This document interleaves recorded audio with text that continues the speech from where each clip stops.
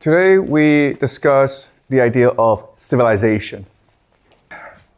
First, I want to present to you the general understanding of how we get civilization. The traditional understanding is the Marxist understanding. This is the idea proposed by Karl Marx. In the beginning, we were hunter-gatherers.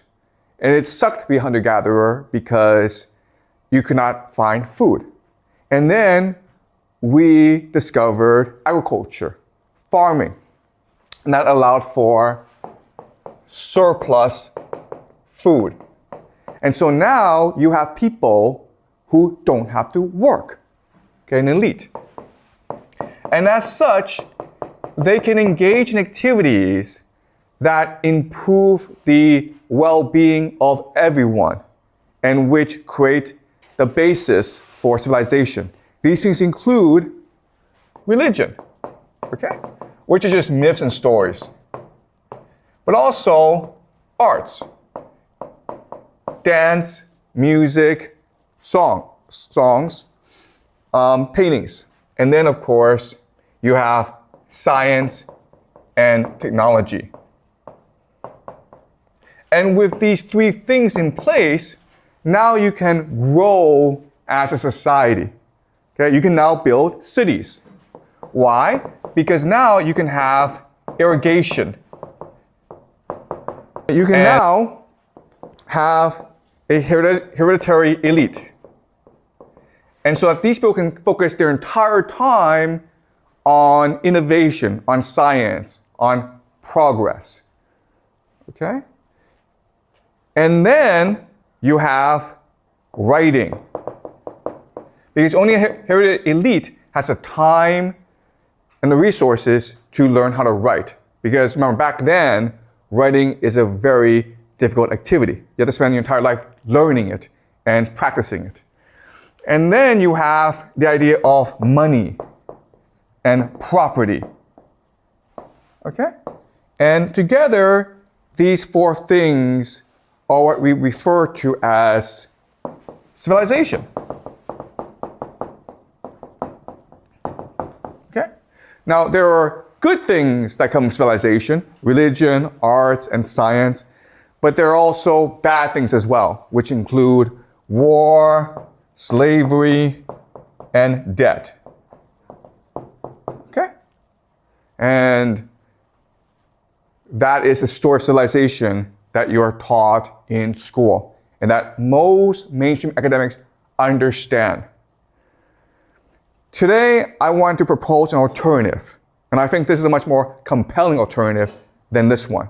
From the very beginning, we were religious, artistic, and capable of science.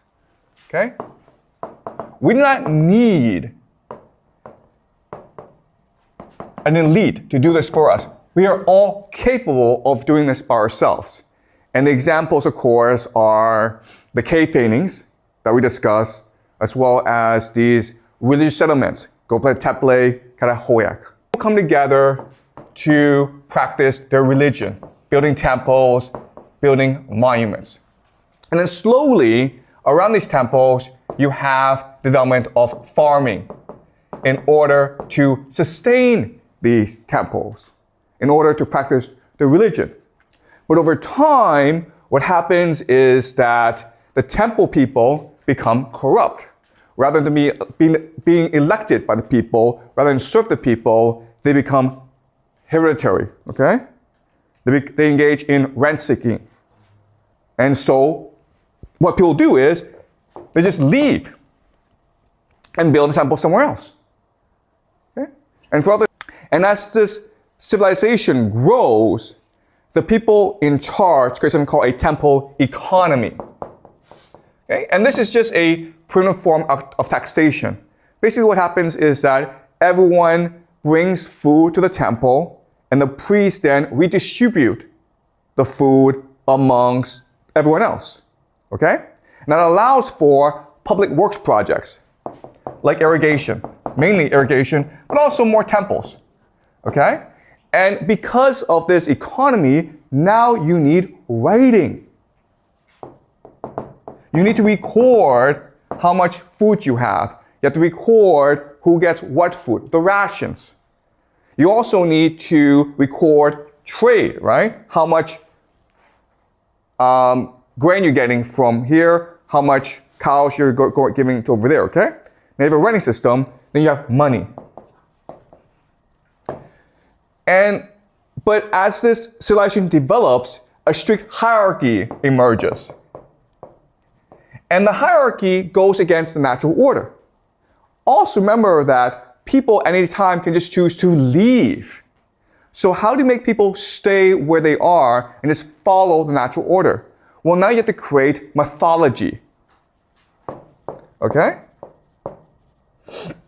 Which then you encode or write down so that it seems as though it's coming from the gods themselves. Okay, does that make sense? In other words, civilization did not give us religion, arts, and science. We already had these things. We could at any time in our history do all these things. Civilization is a device meant to gaslight or fool people into believing that a hierarchy is legitimate when it is not legitimate. It is meant to fool people into thinking of that this hierarchical system is divinely ordained.